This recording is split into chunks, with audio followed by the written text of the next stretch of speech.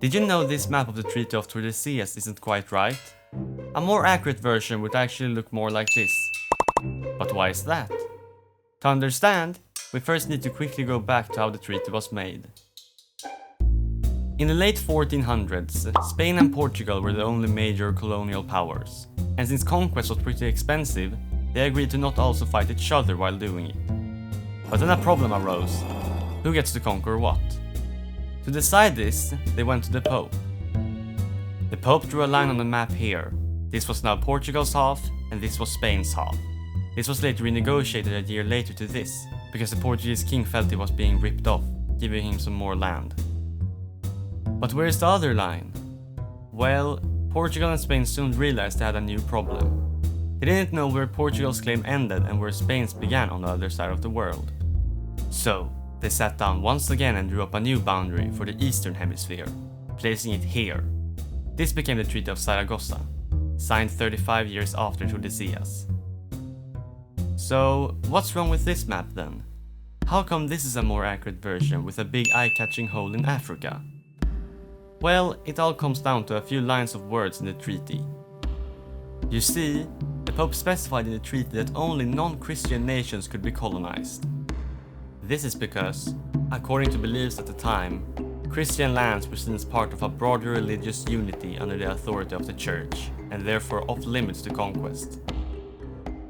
This is important, as one of the most notable well-known Christian nations at the time was Ethiopia, or as it was known at the time, Abyssinia, located here in the Horn of Africa. European Christians were well aware of Ethiopia's existence, as it was one of the oldest Christian kingdoms in the world, having adopted Christianity in the 4th century, around the same time as the Roman Empire.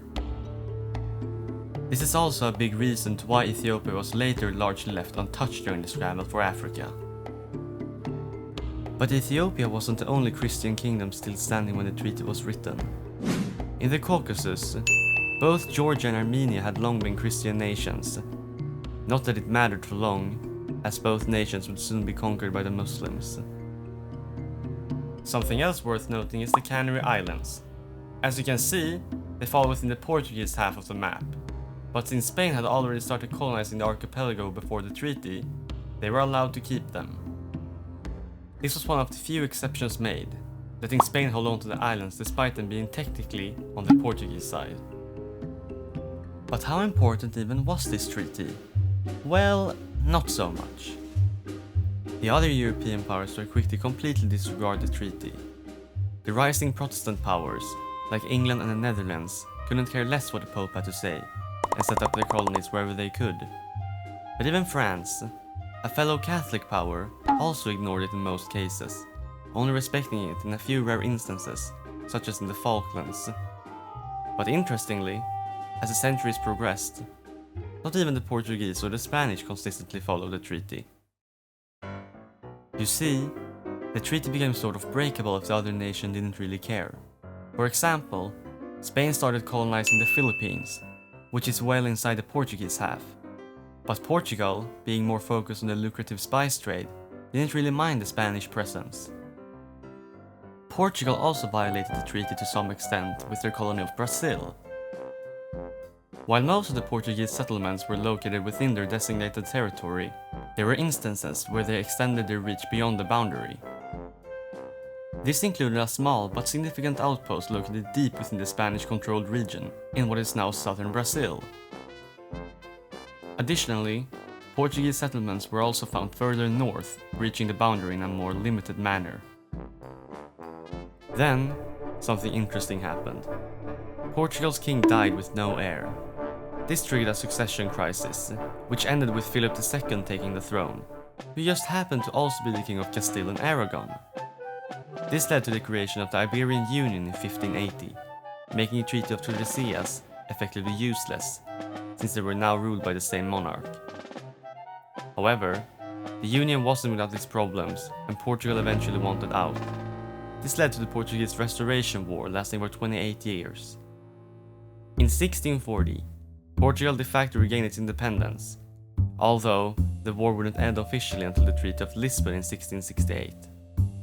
However, one tiny detail stood out in the peace treaty. Let me explain. Before the Union, Portugal controlled a small but strategic town on the other side of the Strait of Gibraltar, called Ceuta. During the Iberian Union, Spain's influence in Ceuta gradually grew, and over time, the city's ties to Portugal weakened. When the war broke out and Portugal left the Union, Ceuta's ruling Portuguese elites, who had grown economically and politically aligned with Spain, opted to remain under Spanish rule. But this was another clear violation of the Treaty of Tordesillas, as the agreement prohibited Spain from claiming African territories. But Portugal was very upset with this, and as Spain repeatedly violated the agreement, in spite, they started to massively expand Brazil.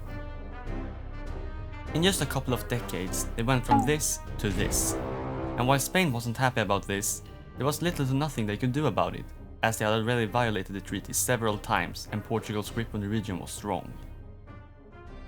But the worst for Spain that came with this expansion was a new Portuguese outpost here, in southern Uruguay.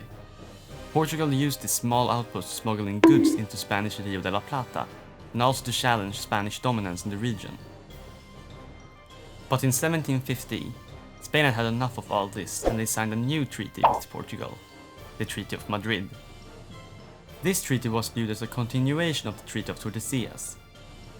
In it, Spain acknowledged Portugal's expansion of Brazil and finalized their borders here, with Spain ceding a significant amount of territory. In return, Portugal agreed to give up their small smuggling hub to Spain.